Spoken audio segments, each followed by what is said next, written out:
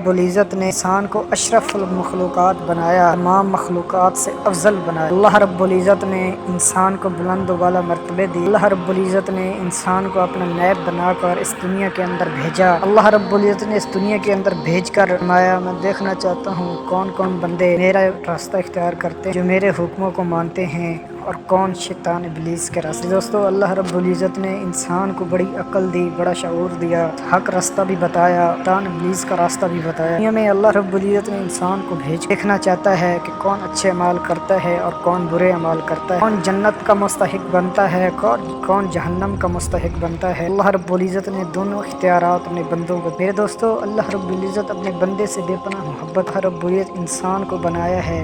جس چیز کو بندہ بناتا ہے اس سے محبت بھی اتنی زیادہ ہوتی ہے۔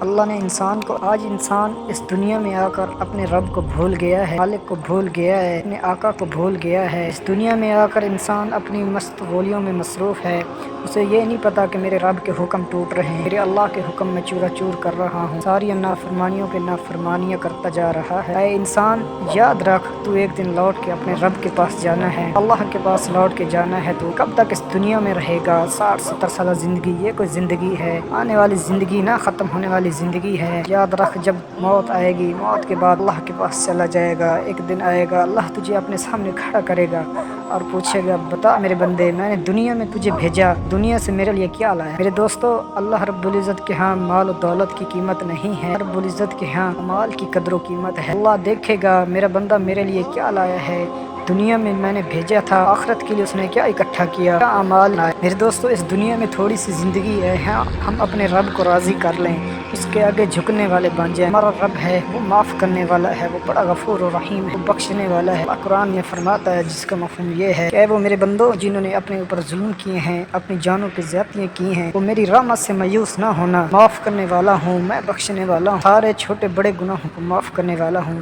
میرے دوستو، توبہ کرو، اللہ کے در پہ آ جاؤ، اللہ کو منا لو، اللہ راضی ہو گیا، دنیا میں بھی کامیاب، آخرت میں بھی کامیاب۔ اگر اللہ ناراض تو دنیا میں بھی ذلیل، آخرت میں بھی ذلیل۔ دنیا کے عذاب تو کچھ نہیں، جو آخرت کے عذاب ہیں وہ ہمیشہ کے لیے عذاب ہیں۔ اللہ کو راضی کر لو، اللہ آج بھی اپنے بندے کی توبہ کا انتظار کرتا ہے۔ میرے دوستو بھائیو، توبہ کرو، استغفار کرو، اللہ کو منا لو، اللہ ہماری توبہ کا انتظار کر رہا ہے۔ رب کو منا لو، ہمیں توفیق عطا فرمائے۔